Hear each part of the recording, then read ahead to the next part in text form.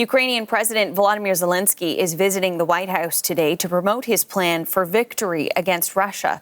This comes as U.S. President Joe Biden announces billions of dollars in new assistance for Kyiv. Here's Biden speaking in Washington last hour. Right now, we have to strengthen Ukraine's position on the battlefield. And that's why today I'm proud to announce a new $2.4 billion package of security assistance. I've also directed the Pentagon to allocate all the remaining security assistance funding that has been appropriated for Ukraine, period, by the end of my term, which is January 20. And this will strengthen Ukraine's position in future negotiations. Second, we look ahead to help Ukraine succeed in the long term. As you know better than anyone, as we said at the Washington summit, we have to support Ukraine in its path to membership to both the EU and to NATO, and continue to make reforms to counter corruption and strengthen democracy, which you're working mightily on right now. Now, Zelenskyy is looking for more support. Once again, he is asking for a green light to use missiles from allies to hit targets deep inside Russia. Journalist Caroline Malone is following that part of the story from Washington and spoke with Andrew last hour. This is the 11th meeting between Biden and Zelenskyy in just a matter of a few years since President Biden took to the White House. It's an incredibly important time, particularly from Zelenskyy's point of view, having been at the United Nations General Assembly, continuing to appeal for international support for his cause, which is fighting back against Russia and continuing their campaign to push Russia out of its territory. Zelenskyy also actually met on Capitol Hill with a number of lawmakers earlier on Thursday.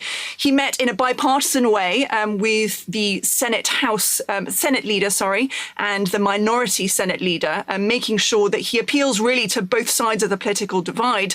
But because, of course, we have an election coming up in the United States in a matter of weeks, and depending on which way things go, it could be a very different story for Ukraine. And one person Zelenskyy will not be meeting with is U.S. Republican presidential candidate Donald Trump, who's been at odds with the Ukrainian leader. Tell us more about that. He certainly has. And, this goes back a long way. We know in the past, particularly when Donald Trump was in office, he spoke out more perhaps in support of Putin than other US leaders have for many years. He's also said that if he gets back into office again, that he'll end this war quickly and decisively.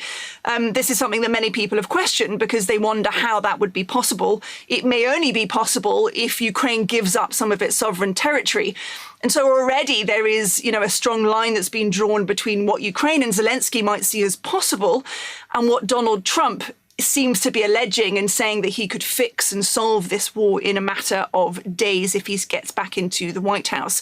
There's also been some pushback from Republicans in Congress, some people calling for the Ukrainian ambassador to stand down in the United States.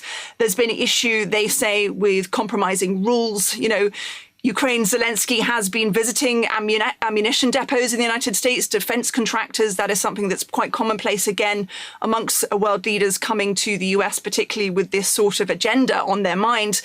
But a lot of Republican lawmakers have taken issue to it. And Donald Trump in particular has said he doesn't want to meet with Zelenskyy because of this ongoing divide.